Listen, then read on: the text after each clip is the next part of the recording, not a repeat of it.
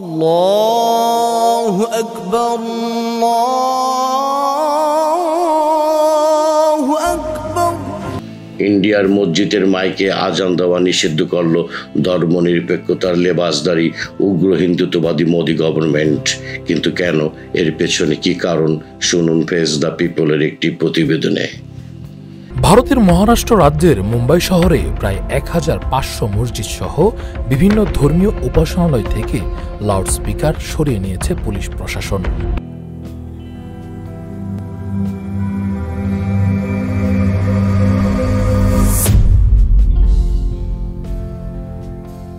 Welcome to open জানালা।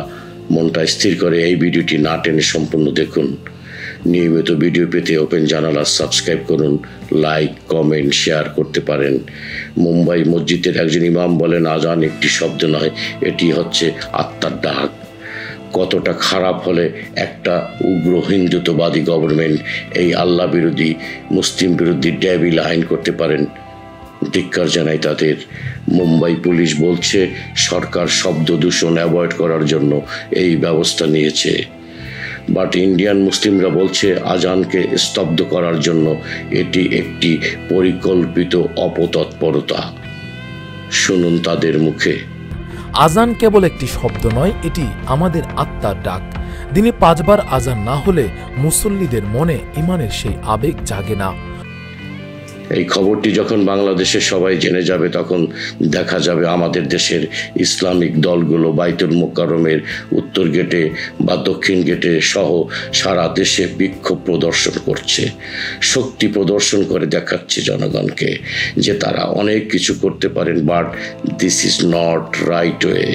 এই দেখানো তো আসল কাজ নয়।